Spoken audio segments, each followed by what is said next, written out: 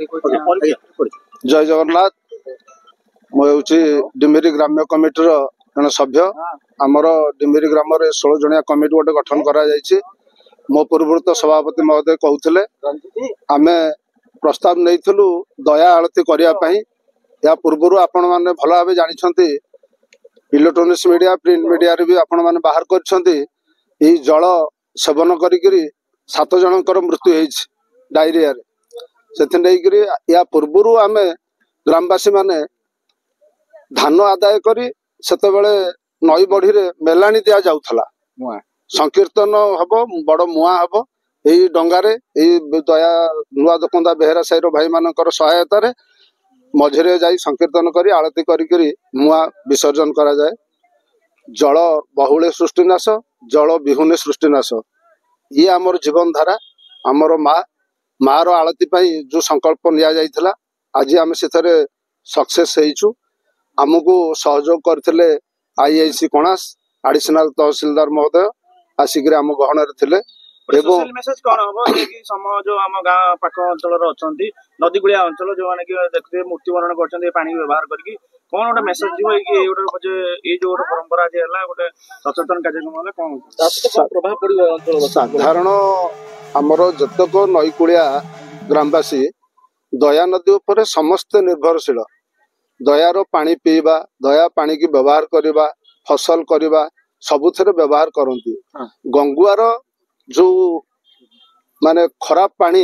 आमर दया नदी की खराब करिछि एवं एठी बसा पकई ता देहरे जो मला सब जहाँ भासुची ता देहरे पकाउछंती यार विशुद्धता बढ़ी जाउछि शुद्धता हेउ नाही सेतने शुद्ध एवं निर्मल रखिया पई आमे सरकार को अनुरोध करूछु एवं ग्राम पाख भाई मानु कहूछु दया जल को सफा रखी निर्मल करंतु एवं व्यवहार करंतु आमर से व्यवहार योग्य हो आउ आमे ताकू व्यवहार करी आम जीवन सुरक्षा रखिबा जो बंचई रखिबा। मो आम डिमिरी ग्राम ग्राम गोटे कमिटी गढ़ाई से कमिटी मुझे सभापति से 15 आमर 16 सदस्य अच्छा आम ग्राम कमिटी तरफ तथा आम ग्रामवासी सहयोग चिंता कराला बर्तमान आम दया नदी प्रदूषित होती दया नदी को आवाहन काल केबे सृष्टि होता से प्रभावित हो तार इतिहास भी कही पारे केबे दया नदी सृष्टि होती सेबठारू ये अन्य अंचल सहित आम कणास अंचल जो जीवन रेखा आमर कृषि कहतु जलसेचन कहतु विपणन कहतु नौवाणिज्य कहतु प्रत्येक थे दया नदी अंगांगी जड़ित तार इतिहास बहुत पुराना दया नदीर आमर संस्कृति सभ्यता आमर समृद्धि एवं आम जीवन जीविका सबु सहित दया नदी संश्लिष्ट किंतु क्रमशः देखा ये दया नदी जल प्रदूषित होबार लगी जी आम दिने जीवन दौला से बर्तमान जीवन नाशकारी है तार अवस्था विपन्न है तेणु तार सुरक्षा निहाती दरकार। आपन जानिथिबे बर्तमान आम शरीर होउची पंचमहाभूतर सृष्टि जल आप तेज खेती मरुत व्यायाम सबुड़ी आज प्रदूषित आकाश कहतु माटी अग्नि जल सबू प्रदूषित आज तो कौन किए मनीष मनीष तार अत्यधिक लोभ अत्यधिक बड़िमा देखापी से समग्र प्रकृति को ध्वंस कर चलती प्रकृति आम सृष्टि होचे आगे से वेदरे मुनि ऋषि मैंने गोटे प्रकृति पूजन व्यवस्था थिला गछ को पूजा कराउथला पहाड़ को पूजा कराउथला नदी को पूजा कराउथला समुद्र को पूजा कराउथला पूजा करता ये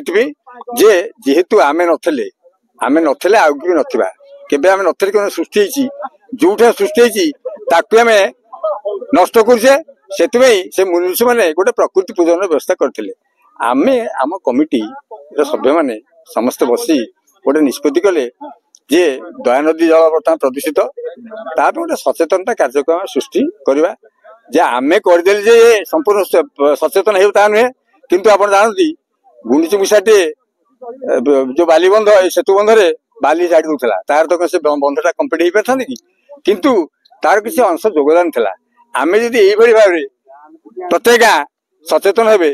ये नदीर सुरक्षा करेंगे ताहले आगामी दिन जो आम आगामी पीढ़ी आसुँच ये जल आ जहर नहीं ये अमृत हम यही चिंता रखी गोटे आध्यात्मिक पवित्र आध्यात्मिक काम सहित आम ये सचेतनता कार्य को जोड़ी ये कार्यक्रम आज करूँ। एथे आम ग्राम आम पाखापाखि ग्राम ये जो हूँ नुआ दोकंदा से ग्राम विशालपड़ा जलियापड़ा गांडपड़ा बेड़ांगा आम पाखापाखि कणास ये समस्त ग्रामर ग्रामवासी मैंने मुरब्बी मैंने सहयोग करते आर्थिक साहाय्य भी देते तेणु ये कार्यटी आपण तो देखुते संपूर्ण सफल होती समस्त को धन्यवाद।